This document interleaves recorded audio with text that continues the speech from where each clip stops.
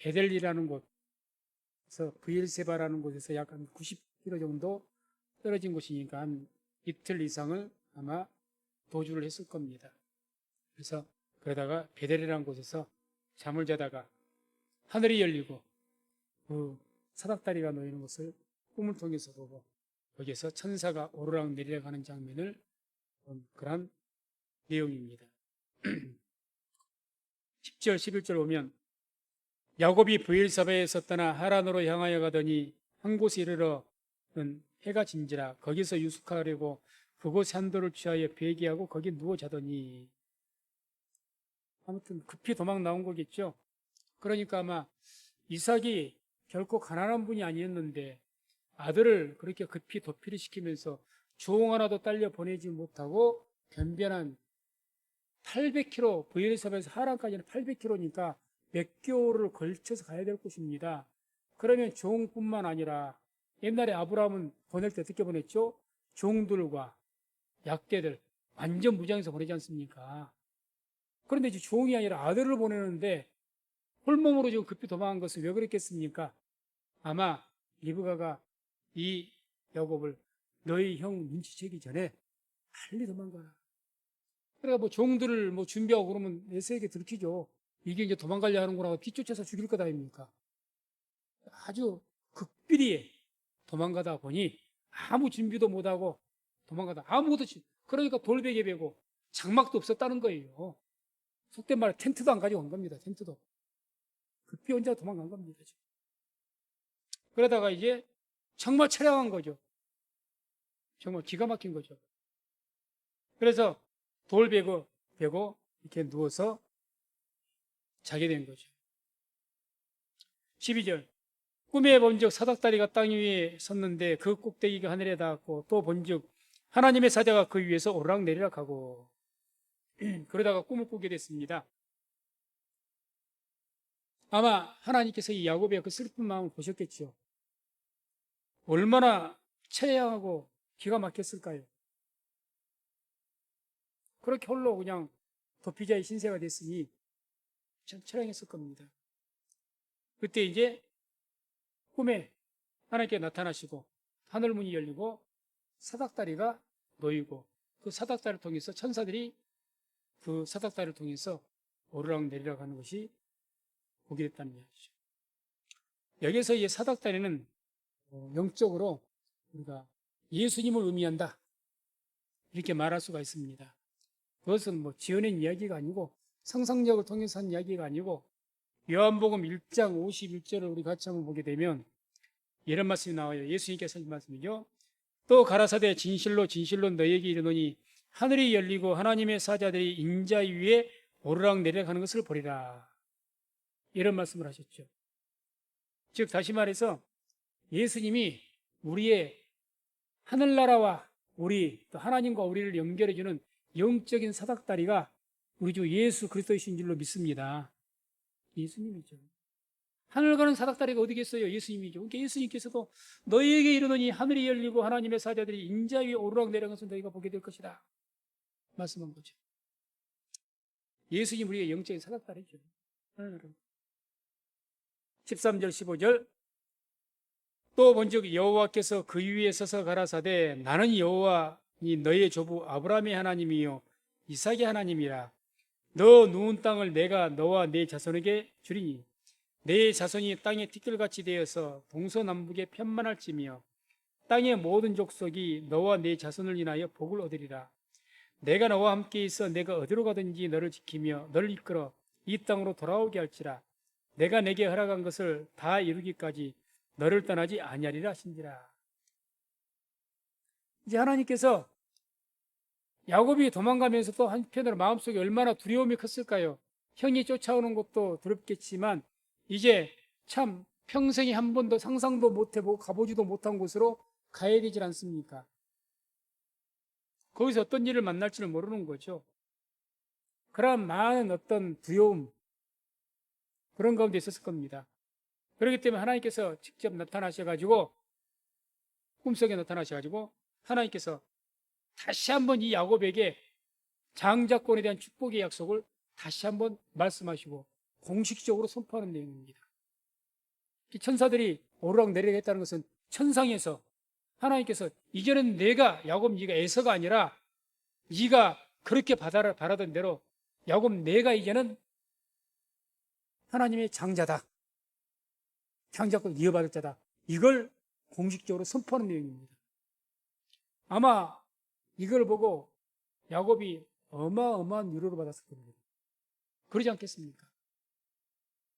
아무리 아버지를 속이고 쉬운 말로 생떼를 써서 형의 축복을 강제로 축복을 받았다고 하지만은 마음에 찜찜한 것은 어쩔 수가 없을 겁니다. 이래도 되나? 이렇게까지 해서 하나님께서 이것을 정상적으로 허락해 주실까? 왜 그런 생각이 안 들겠어요? 막 그런 어떤 의심도 있을 수가 있겠고 마음의 두려움과 이런 많은 것들이 있었을 거예요. 그런 가운데 하나님께서 직접 나타나셔서 이제는 딱 망치를 딱딱 선언을 해준 거죠. 이제는 네가 정식으로 장자다. 이렇게 선포하신 거죠. 그것도 천사들 앞에서. 천사들 앞에서. 그래서 하나님께서 공식적인 선포한 내용이 다시 한번 우리가 말씀을 먼저 네 가지, 다섯 가지 약속으로 말씀하시죠. 다섯 가지. 첫 번째 약속이 너 누운 땅을 내가 너와 네 자손에게 주리니. 베델에 누웠는데 그 베델 땅만 주신다. 그 가나안 땅을 주신다는 이야기죠. 거기는 내가 주겠다. 아브라함이 하신 약속이 이제 아브라함과 이삭의 약속 그대로 이어지는 겁니다. 그 다음에 또 14절을 보면 내 자손이 땅의 티끌같이 되어서 동서남북에 편만할지며 너의 후손이 아브라함에게 말했던 것처럼 하늘의 별과 같이 된다 그 말이죠. 땅의 티끌같이 된다. 그래서 동서남북에 편만해진다. 넓게 내 자손들이 퍼지게 될 것이다. 그런데요. 이때 야곱이 도망가고 있는데 이때 나이가 야곱이 몇이라고요? 나이가? 기억하십니까? 몇 번 말씀드렸는데 77세입니다. 77세. 요즘 말로는 아주 노인이죠. 그때 당시는 뭐 중년이 좀 넘었는지 그것까지 모르겠습니다만은 그 77세. 이 야곱에게 이런 약속. 너의 후손을 통해서 결혼도 안 했어요 아직. 도망자 신세입니다. 옛날에 엘리에셀 종과 같이 무슨 아버지의 후원을 입어가지고 많은 약태와 많은 보물과 뭐 종들을 거느리고 한다면은 자기 삼촌 라반이 자기 친척 집에 가면은 환영해주고 자기 딸을 내어주고 그런다고 왜 지참금이 있으니까 결혼할 수 있는 그 능력이 되잖아요. 상 거주로 가는데 결혼이나 할 수 있겠습니까? 가면은 아무것도 없이 빈털터리로 가지 않습니까 지금? 그런데 결혼도 안 한 이 야곱에게 그런 후손을 주겠다.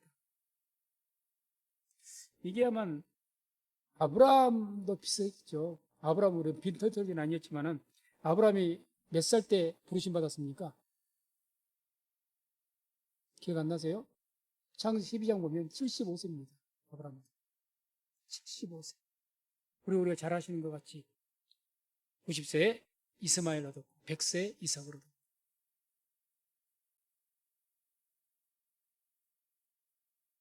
아마 아브라함과 같은 그런 상황이죠.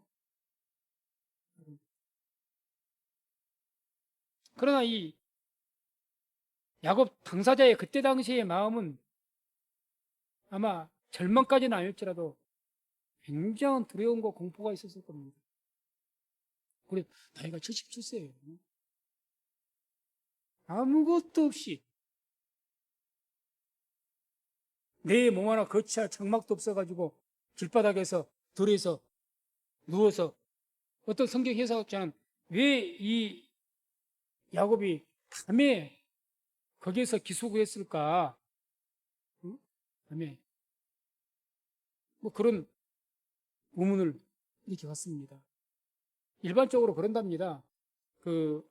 이 일행들이 갈 때는 뜨거운 낮에는 잠을 자고 오히려 더 밤에 걷는답니다. 너무 뜨거우니까. 너무 뜨거워. 그러나 야곱은 그렇지를 못했다는 거죠. 뭐 준비 없이 왔기 때문에. 그럴 상황이 못 됐다는 거예요. 그러니까 아무튼 이 야곱은 굉장한 어떤 압박감이 있었을 거예요. 자신의 미래에 대해서. 이제 나는 어떻게 될까? 막막하죠. 막막하죠. 사실. 그 다음에 또 세 번째 하나님 축복의 내용이 14절에 역시 땅의 모든 족속이 너와 네 자손을 인하여 복을 얻으리라. 복의 근원이 될 것이다. 아브라함과 이삭이 준 똑같은 약속이죠. 복의 근원이라는 것은 너를 통해서 너만 복받는 것이 아니라 네가 복의 근원이 되어서 너를 통해서 네 자손이 너의 주위가 복을 받게 될 것이다. 그 이야기를 또 하신 거예요. 이런 복의 근원이 된 축복이 우리에게 예수 그리스도의 그 천국 열쇠를 통해서 우리에게 주어진 줄로 믿습니다. 아멘 하십시오. 그러니까 우리는 복의 근원된 축복을 가진 사람들이에요. 복을 받는 자에서 그쳐서는 안 됩니다. 예수 믿는 사람들이. 그냥 복 좀 받아야 될 그 우상 믿는 사람들이 비나이다 비나해서 복 받는 것에 그치는 것이고, 예수 믿는 사람들은요, 복의 근원이 되기 때문에 내가 복 받는 것이 그것은 기본이고, 내가 축복 기도인 제 사람이 복을 받아요. 아멘. 그러니까 너희가 어느 집에 가든지 그 간지에 먼저 뭘 빌어라? 복을 빌어라 그러지 않습니까? 복을 빌어라. 그 빌었던 복이 그 사람 집에 합당하지 않으면 너에게 돌아올 것이고, 합당하면 그 집에 머물 것이다. 예수님께서 그러셨지 않습니까? 오늘이라도 읽어보세요. 마태복음 5장 7장 사이에 나오니까, 산상수훈에 나오니까. 그러니까 그런 어떤 하나님을 믿는 자의 어떤 자긍심 가지고 기도하시고 그 은혜 가운데 사시기를 주의 이름으로 축복을 드립니다. 그렇게 하죠. 야곱이 훗날 그 바로 왕 앞에서 뭐라고 합니까? 야곱이 바로를 축복했다고 나와요. 야곱이 바로를 만나가지고, 바로가 뭐지? 당신 나이가 몇 살이냐고 묻고 이제 요셉 때문에 물어보니까 나오면서 성경이 어떻게 돼? 야곱이 바로를 축복하며 이렇게 나옵니다. 누가 누구를 축복을 해요? 우리가 보면은 말이 안 되는 줄 알아요. 그만큼 야곱에게는 하나님을 믿는 장자권의 축복의 그권을 확실하게 믿겨 있었고 그렇게 살아갔던 분입니다. 그렇기 때문에 자꾸도 축복 기도를 해줘야죠. 자식에게 축복 기도 해주고 내가 먼저 사랑하는 사람한테 축복 기도 해줘야죠.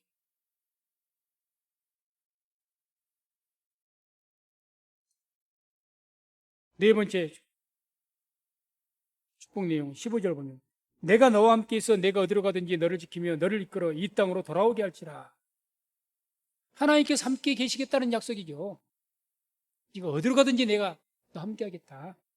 그래서 너를 함께 있으면서 너를 지키면서 너를 이끌어서 다시 고향으로 하나님께 주신 이 땅으로 돌아오게 하겠다. 이렇게 약속하신 거죠. 마지막 다섯 번째 내용은 역시 15절에 내가 내게 허락한 것을 다 이루기까지 너를 떠나지 아니하리라. 너를 떠나지 않겠다. 이 떠나지라는 이 말은 아잡을 한다는데 버리다는 뜻으로 버린다. 버리지 않겠다는 거죠. 내가 너에게 약속한 이 축복의 내용, 그 약속의 다섯 가지 약속의 내용을 다 성취하기까지 너를 버리지 않겠다는 거죠. 어떤 경우에라도. 하나님께서 우리를 택하시고 우리의 영혼을 구원하시기까지 결단코 버리지 않으실 줄로 믿습니다. 안 버리십니다. 그게 하나님의 약속입니다. 그래서 하나님의 사랑은 로마서 8장에 나온 것처럼 그 어떤 것도 권세나 뭐나 이거 다 끊을 수가 없다. 하나님 사랑해서 그러지 않습니까? 결코 하나님의 사랑에서 우리를 끊을 수 없다고. 안 끊어집니다. 그래서 마태복음 28장 20절을 보면 예수님께서 이렇게 말씀하시죠. 내가 너희에게 분부한 모든 것을 가르쳐 지키게 하라. 볼지어다 내가 세상 끝날까지 너희와 항상 함께 있으리라. 세상 끝날까지. 그러니까 이 말씀 뭐가 전제되어 예수님께서 무슨 말씀 전제하신 거냐? 어떤 경우에도 내가 너희를 떠난 일은 없을 것이다. 성령으로 말미암아 너희와 함께 있을 것이다. 이 약속을 하신 거죠. 한마디로 절대 너를 버리지 않겠다.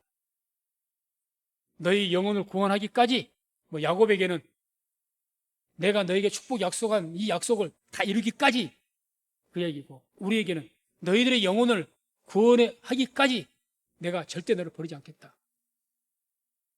그렇게 말씀입니다. 16절. 야곱이 잠이 깨어 가로되 여호와께서 과연 여기 계시거늘 내가 알지 못하였도다.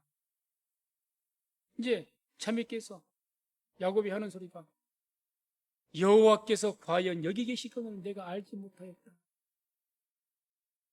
여기에서 이제 야곱의 하나님에 대한 지식이 참으로 이전에는 미흡했다, 한정적이었다. 고대에는 다 그랬죠. 아브라함도 그랬었고 다 하나님에 대한 지식이 깊지를 못했습니다. 그때는 뭐 성경도 없었고. 그렇기 때문에 야곱도 역시 당시가 범신론이니까 어느 지역에 가든 그 지역마다 신들이 다 있어요. 고대에는 특별히 더 그렇습니다. 고엘사바에도 그쪽 지역의 거주민들, 가나안들 다 그 지역 신을 다시면 섬깁니다.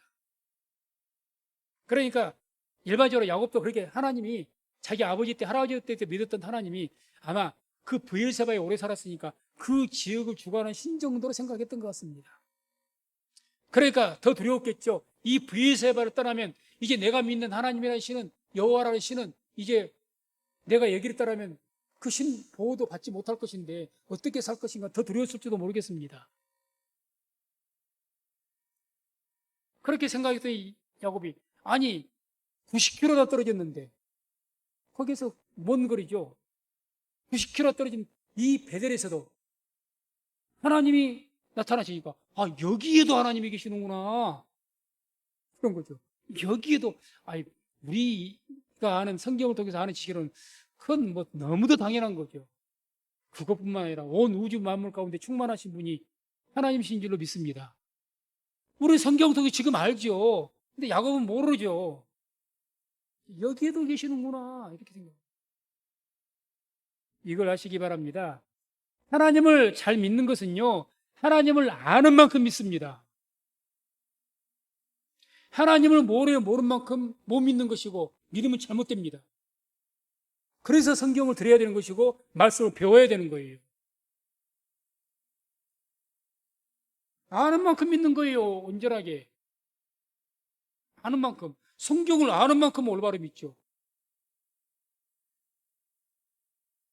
그래서 호세아 6장 3절 보면 우리 이 말씀을 같이 한번 합독합니다. 그러므로 우리가 여호와를 알자, 힘써 여호와를 알자. 그의 나오심은 새벽빛같이 일정하니 비와 같이 땅을 적시는 늦은 비와 같이 우리에게 임하시리라. 우리가 여호와를 알자, 힘써 여호와를 알자. 이때 당시 이제 호세아가 북쪽 이스라엘 백성들에게 하는 이야기죠. 그들이 그때 당시 율법이 없었습니까? 있었습니다. 말씀을 가르쳤던 선지자 있었습니다.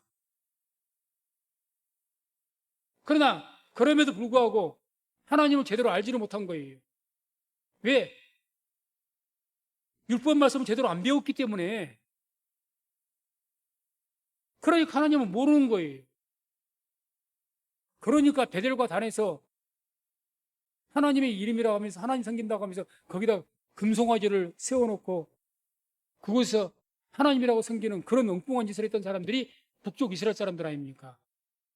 이른바 여로보암의 죄, 거기에 꾀에 빠져서 하나님의 성경만 율법만 정확하게 이 사람들이 알았더라면 그 꾀에 속겠어요? 그건 말도 안 되는 소리잖아요. 말도 안 되는 소리. 하나님을 그만큼 모르는 거예요. 오늘날도 마찬가지입니다.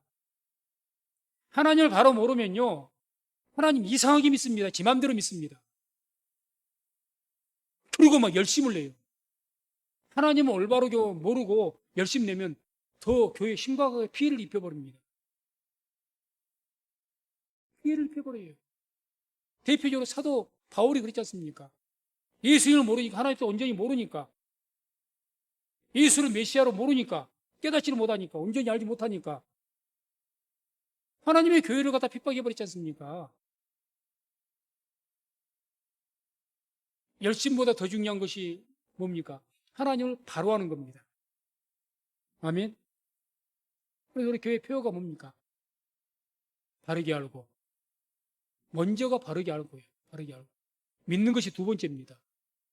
그냥 표 정해진 게 아닙니다. 순서가 있어요. 먼저 바르게 알고. 왜 바르게 믿고, 그 다음에 실천이 있는 겁니다. 바르게 아는 것이 잘못돼 버리면요, 믿음도 폐역된 믿음, 잘못된 믿음, 실천도 이기적인 이상한 실천, 그렇게 되는 겁니다. 그래서 어떻게 하나님을 말씀을 통해서 힘써 알기를, 그래서 알게 되어서 바르게 주를 믿는 우리 성도님 되시기를 주의 이름으로 축원을 드립니다. 17절, 이에 두려워하여 가로되 두렵도다 이곳이요 다른 것이 아니라 이는 하나님의 전이요 이는 하늘의 문이로다. 이제는 꿈에 하나님을 뵙고 어째도 꿈이었지만, 꿈에서 꿈도 뭐 일상적인 그런 꿈이었겠습니까? 아주 특별한 꿈이었겠죠. 하나님 뵙고 천사를 보았고 하나님 음성을 들었고 또렷한 그런 어떤 이제 경외심, 두려움이, 이곳이 정말 하나님이 거하신 곳이라고 생각하니까 아주 경건한 두려움이 막 몰려오는 거죠. 그리고 고백합니다. 이는 하나님의 지원이요 이는 하늘의 문이로다. 이것이 이는 하나님의 전이다. 이 말은 하나님의 전, 하나님의 전이 어디가 하나님의 전입니까? 하나님이 임재해 계신 곳이 곧 하나님의 전입니다. 어디든지 하나님이 임재하신 곳이라면 그것이 어디든지. 구약시대에야 그걸 대표적으로 예루살렘 성전으로 삼았죠. 성전. 그곳에 하나님이 전이라고 생각했죠. 구약시대에는 그랬으면 옛날에는 하나님이 그 예루살렘 성전에만 거하신 줄 알고 계신 거예요. 다들. 그게 이제 구약적인 하나님에 대한 지식이죠. 그러나 신약시대에 와서 성령으로 말미암아 하나님은 어디에든지 계시는 하나님으로 이렇게 이제 우리가 알게 된 거죠. 고린도전서 3장 16절 17절 같이 한번 한 목소리 합독합니다. 너희가 하나님의 성전인 것과 하나님의 성령이 너희 안에 거하시는 것을 알지 못하느뇨.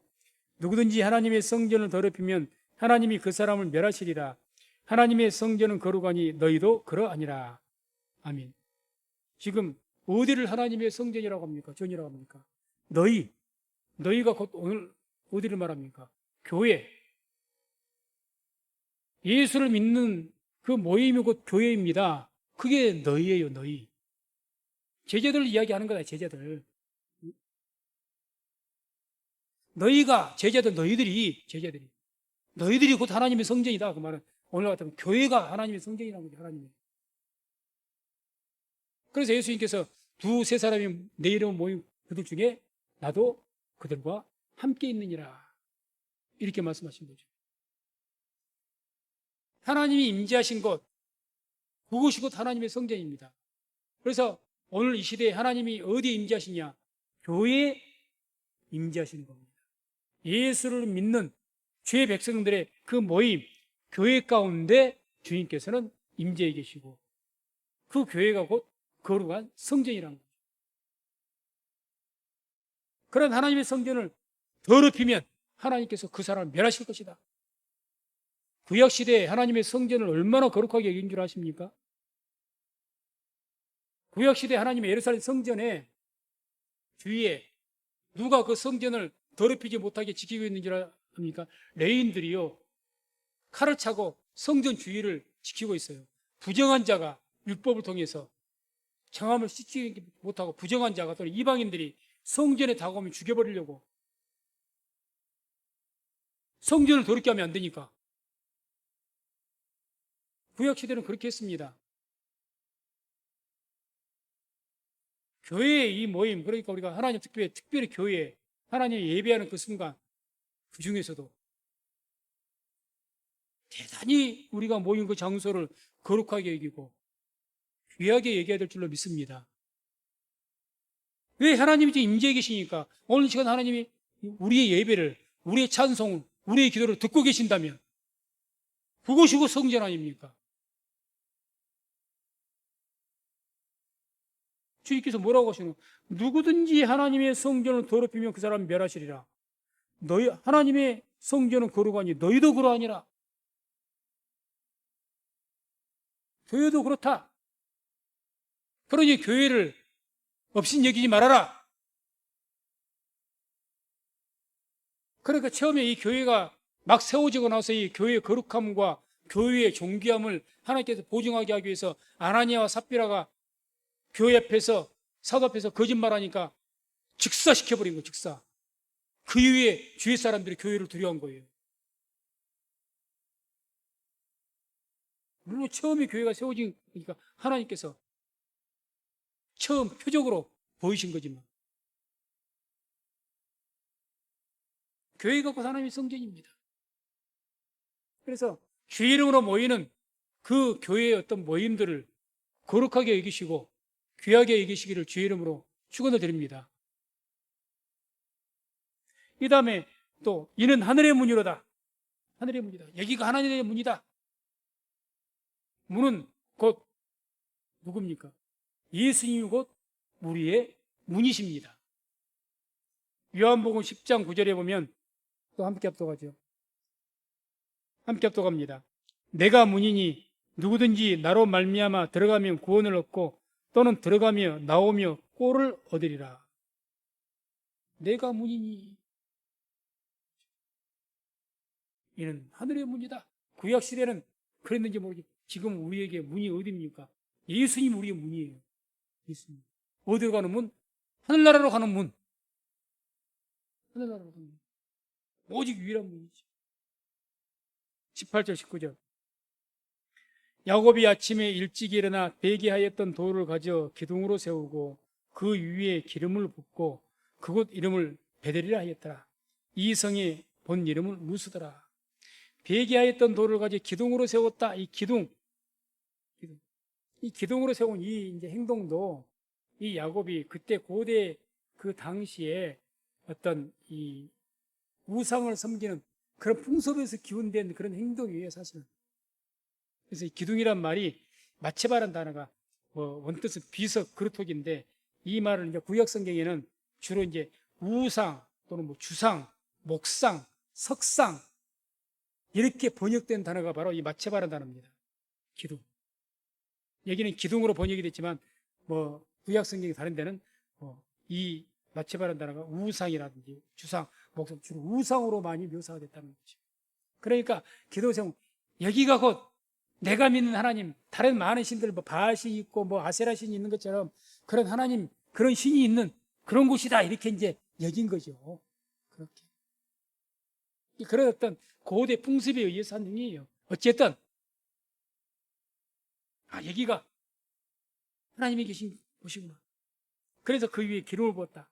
기름을 붓는 행위도 히브리인들의 그 어떤 관습이 어떤 물건이 됐든지 사람이 됐든지 따로 거룩하게 구별했을 때 성별하죠. 성별. 그랬을 때 기름을 붓는 그런 관습이 히브리인들에게 고대부터 있었다는 거예요. 그래서 기름을 붓는다는 따로 성별하는 겁니다. 성별. 그래서 이제 거기를 거룩하게 돌에 기름 부어서 그 지역을 여기는 하나님이 계신 곳이니까 하나님이 나타나신 곳이니까 하고 구별한 거죠. 그래서 사실 우리에게도 이런 그 하나님의 성전에 대한 하나님 거룩한 것에 대한 기름을 붓는 구별하는 그런 신앙관이 있어야 됩니다. 오늘날 많은 성도들이 많은 교회가 이 거룩에 대한 신앙을 잃어버려서 지금 이 모양이 있는 겁니다. 교회가 거룩하지 못하니까 이런 부분 받은 것이 바로 교회인데 거룩한 하나님의 전인데 이 구별을 못하고 있어요. 구별을 해야죠. 믿는 자도 우리가 먼저 구별을 해야 다른 사람들도 우리에게 이 교회를 구별해 주는 거예요. 만약에 우리가 옛날부터 그냥 이 예배에 대해서 이 교회 모임에 대해서 또 그렇게 하게 하나님 만난 그것을 갖다 아주 우리가 철저히 시켜서 유대인들이 그런 것처럼 유대인들은 그냥 아예 뭐 세계 모든 사람들 유대인의 그 신앙은 인정을 해줘요. 저 사람들. 왜? 목숨을 걸어버리니까 신앙이. 예를 들어 우리가 그렇게 했다고 합시다. 그럼 코로나라고 해서 정부에서 함부로 예배를 드리라는 말을 했을 것 같습니까? 말 입 밖에도 못 꺼냅니다. 겁이 나서 교회가 대동단결해가지고 정부의 대조가 못 줬고요. 입 밖에도 못 건네요, 감히. 저들의 신앙이 교회를 거룩하게 하고 예배를 거룩하게 하고 그래서 털끝만큼도 못 건드리게 그런 신앙으로 지금까지 해왔더라면요 감히 입 밖에 못 꺼냅니다. 정중히 부탁하겠죠. 정중히. 어떻게 감히 교회에다 행정명령을 내립니까? 두려워서라도 못하죠. 본인들이 그렇게 안 하는데 그러니까 모이지 마. 안 하면 벌금 먹일 거야. 이러고 있는 거죠. 우스워진 거죠. 우스워진 거 한마디로. 니까지 것들이 그게 뭐 예배가 뭐 중요해. 코로나가 이 난리인데 잔소리 말고 하지 마. 이렇게 된 것 아닙니까? 우리가 유대인들 같이 죽기 살기로 한번 그것을 지켰다고 해보세요. 함부로 못 한다니까요. 함부로 못 하는 거예요. 그러니까 뭐든지 그렇죠. 우리가 거룩하게 여기고 우리가 그것에 대해서 중히 여기면요. 우리 교회가 그걸 중하게 여기는 겁니다. 함부로 못 하는 거예요. 그래서 우리가 그렇게 못했던 것을 우리는 반성을 해야 됩니다.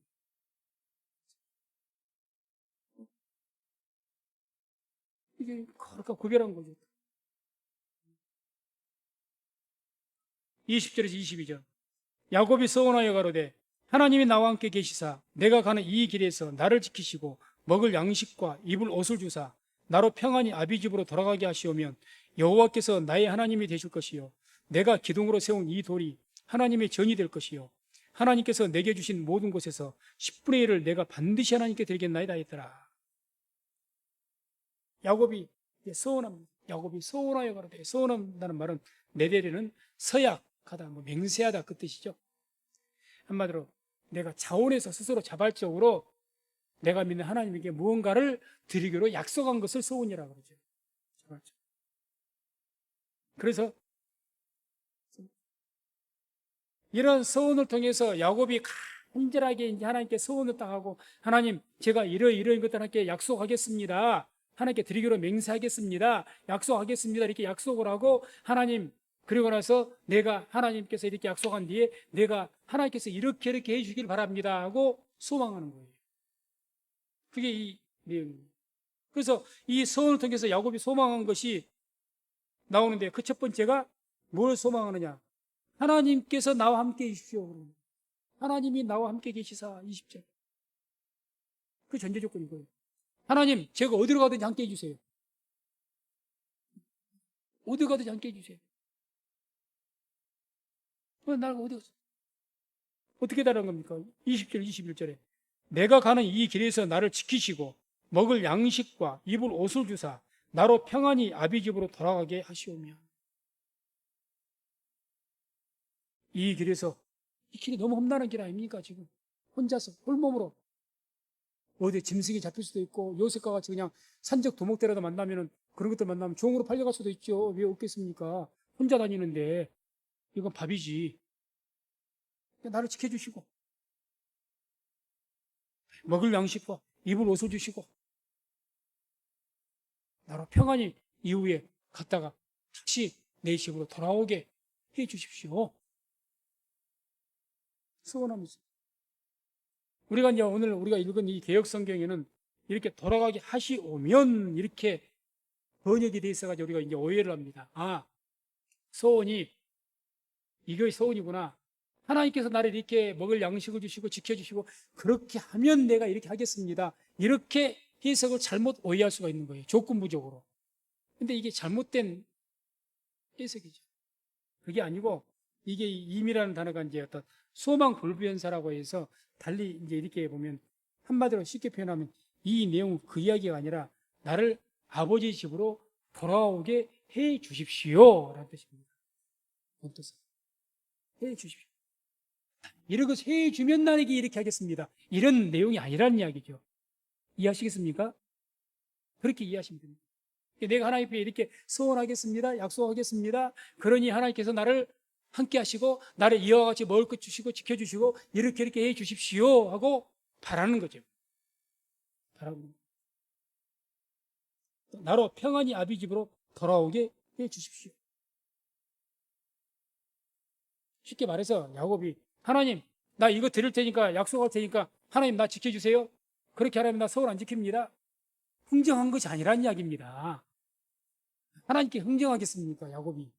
하나님 나 이거 소원할게요. 11조 드리고 뭐 할게요. 그 대신에 내 복 줘야 돼요. 안 주면 안 돼요. 흥정하자는 겁니까? 소원은 흥정이 아닙니다. 흥정 아니에요. 어떤 분이 그렇게 알고 계시더라고요. 이 말씀 통해서. 아, 소원은 하나님께 이걸 해주기 조건부로 우리가 소원한 것 아니겠느냐? 아닙니다. 아니에요. 내가 자원하는 마음으로 하나님 만난 체험이 지금 베델에서 있었지 않습니까? 그 감동으로 지금 이 야곱이 하나님 앞에 약속하는 거예요. 막 성령, 우리 같은 성령 충만해가지고, 은혜 받아가지고, 성령 충만, 하나님, 우리가 막 성령 충만하면 막 소원하지 않습니까? 약속하지 않습니까? 하나님께. 하나님, 나 이것도 할게요. 이번에 내가 이것도 할게요. 뭐 내가 헌금할게요. 뭐 할게요. 작정 헌금할게요. 옛날에 우리 참 많이 그랬습니다. 야곱이 지금 그런 거예요. 성령 충만해가지고. 그러면서 하나님 내가 이거 할 때 이거 복 주세요. 안 주면 안 돼요. 흥정하는 게 아니자는 거죠. 그리고 하나님 성령 충만 내가 이러이러 소원할게요. 그러니까 하나님께 나를 어디로 가든 나를 좀 지켜주시고 또 나를 이 집으로 평안히 좀 돌아오게 해주세요. 이런 바람이죠. 그런 바람을 가지고 간절한 소망 가지고 하나님 앞에 소원하면 하나님께서 그 소원을 반드시 들으실 줄로 믿습니다. 그 소원은 하나님께서 구약 성경의 레위기 같은 데 보게 되면 신명기 레위기를 보게 되면 그 소원 하나님께 반드시 지킨다고 했거든요. 대신에 너희도 지키라고 그러죠. 내가 이 소원 되어서 약속되어진 것은 내가 반드시 지킬 테니까 너희도 지켜라. 너희도 지켜라. 그 소원의 내용이 뭐였느냐? 야곱이 했던 소원 내용이 세 가지로 나눠집니다. 그 첫 번째가 21절 나오죠. 여호와께서 나의 하나님이 되실 것이요. 이 말은 무슨 말이냐? 오직 나는 앞으로 여호와만 섬기겠습니다. 나의 하나님을. 그 이야기죠. 지금까지는 야곱이 뭘 생각해 온 거예요? 자기 집안의 신이었던 여호와를 섬겼는데 그 하나님을 이제 그 여호와를 다른 많은 신들 중에 한 분이 계신 줄 좀 우리가 믿는 신 이렇게 얘기한 거죠. 야곱도 하나의 지역신 정도로 생각해가지고 유시간 말 나오면 범신노예요. 범신노. 그렇게 얘기했는데 이제는 뭘 깨달아? 아 그게 아니라는 거죠. 그래 내가 이제는 앞으로 다른 우상 일체 다른 신들은 내가 섬기질 않고 오직 하나님만 섬기겠다는 겁니다. 오직 그 약속은 거죠. 그렇게 하겠습니다. 두 번째 약속이 22절에 내가 기둥으로 세운 이 돌이 하나님의 전이 될 것이요. 이 말씀은 내가 성전 건축하겠습니다. 그런 의미가 아니고 내가 다시 돌아와서 이 베델에서 여기가 하나님의 전이니까 하나님이 계시는 곳이니까 내가 이 베델로 돌아와서 하나님 섬기겠습니다. 다시 돌아오겠습니다. 돌아오고 계시면 다른 데 안 가고 베델로 돌아오겠습니다. 그래서 하나님 섬기겠습니다. 이 약속을 지금 서원을 한 거죠. 그런데 야곱이 돌아와서 그 서원을 지켰습니까? 안 지켰습니까? 지켰어요? 안 지켰어요? 못 지켰습니다. 아니, 안 지켰습니다. 세겜이 있었죠. 세겜. 그러다가 디나 사건이 터진 거죠. 딸 하나 있는 거 세겜 주장 하몰 그 자식에게 달을 나가고 그걸로 인해서 자기 자녀들이 그 백성들이 우리 같이 결혼하려면 할례를 받아라 해갖고 그 민족들을 싹 죽여버리고 그리고 그 지역에서 그냥 지역 주민들에게 원방을 하고 죽기 직전에 우리가 베델로 돌아가자. 그때 회개한 거다 아닙니까? 회개 상수리 나무에다가 모든 거기에 또 우상이나 드라빔이나 이런 거 다 그 상수리 나무에 묻어버리고 회개한 거죠. 그리고 베델로 올라가자. 성경 읽어보세요. 그러니까 안 갔죠. 여기 하나님께 소원했지 않습니까? 내가 하나님께 돌아오시며 하면 내가 이곳에 돌아와서 하나님 섬길게요. 그랬단 말입니다. 안 돌아온 거예요. 그러니까 디나 추행 사건이 나타난 거죠. 징계를 받은 거죠. 혼난 거죠. 그러다가 회개하고 이제 돌아오니까 그때서 하나님께서 그 세겜에 있을 때는 성경 유심히 읽어보십시오. 성경 거기서 계속 하나님께서 야곱이라고 이야기하고 이스라엘아 이렇게 이름 안 붙입니다. 언제부터 이스라엘에 이름을 붙이느냐? 베델로 돌아오니까 이스라엘이라고 이야기합니다. 이스라엘. 아무튼 그 약속이죠. 내가 기둥으로 세운 이 돌이 하나님이 내가 다시 하나님께 돌아오게만 하신다면 내 고향으로 안 가고 브이세바로 다시 안 가고 여기 이 베델에서 하나님 섬기겠습니다. 이 약속했단 말이에요. 그러면서 마지막 22절에 하나님께서 내게 주신 모든 곳에서 10분의 1을 내가 반드시 하나님께 드리겠나이다. 10분의 1. 아니 야곱이 갑자기 왜 또 10분의 1을 이야기하는가?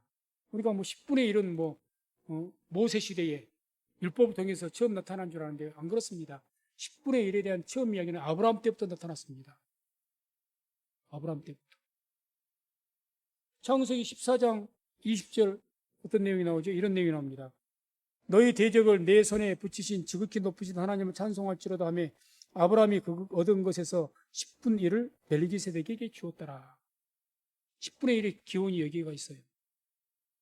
그러니까 이 아브라함이 자기 조카 롯을 갖다가 그 가나안 왕들이 체포해서 데려왔다. 거기서 전쟁에서 이겨서 승리해서 돌아오지 않습니까? 그 승리 입성을 할 때 이 살렘 왕, 살렘이라는 것은 예루살렘 성을 말하 그쪽 지역의 왕이었던 당시에 이 멜기세덱이라는 사람이 아브라함을 영접하는 거예요. 영접하면서. 그럼 뭐라고 이야기해? 당신이 성경대로 당신이 이렇게 이기게 되면 하나님께서 당신과 함께 하셨고 하나님께서 당신을 승리하게 하셨기 때문에 그렇다고 막 하나님을 찬양하라고 이야기합니다. 하나님께 감사하시오. 그 높으신 당신을 이렇게 승리하게 하신 큰 대성을 하게 하신 하나님을 찬송할지로다 하고 막 하나님을 찬양하면서 영접을 한 거예요. 그러니까 거기에서 아브라함이 이렇게 멜기세덱에게 10분의 1을 드린 거예요. 성경은 이 멜기세덱을 누구라고 이야기하느냐? 하나님을 섬겼던 당시 제사장이라고 이야기합니다. 다시 말해서 아브라함이 왜 10분의 1을 드렸느냐? 멜기세덱에게. 이 멜기세덱이 하는 말이 자기가 지금 전쟁을 통해서 승리를 대승하게 하건 그 모든 것들이 하나님께서 행하셨고 하나님께 그렇게 하셨다는 것을 인정하고 하나님께 영광을 돌리니까 10분의 1을 하나님께 드렸다는 거죠. 다시 말해서 이 10분의 1은 뭘 의미하느냐? 하나님께서 나의 인생의 모든 삶의 주인이신 것을 고백하는 것이 10분의 1이라는 겁니다. 그것에 대한 감사죠. 하나님이 나를 이와 같이 승리하게 하셨고 하나님께 나를 지켜주셨고 하나님께 내 인생에 함께 하시고 그런 나의 주인이십니다. 거기에 대한 고백이 10분의 1입니다. 하나님 나의 주인이십니다. 그래서 신명기나 레위기서에서 율법서에서 이제 10분의 1로 율법으로 규정화 되었을 때는 분명하게 하나님이 우리의 주인이 계속 고백하는 내용입니다. 근데 우리 10분의 1을 왜 드립니까? 그건 내 인생의 주인이 하나님이십니다. 이거 드리는 거예요. 내 삶을 통해서 모든 무엇이든지 얻어진 것 중에 10분의 1. 이거 하나님의 것, 하나님의 주권. 이렇게 이제 얘기합니다. 그래서 그 서원을 하게 됩니다. 그래서 이와 같은 서원을 통해서 야곱은 그 서원대로 바다나라 하란에서 20년간 어려움을 겪었지만 12명의 자녀를 얻고 거부가 되어서 가나안 땅으로 고향으로 돌아오게 된 줄로 믿습니다.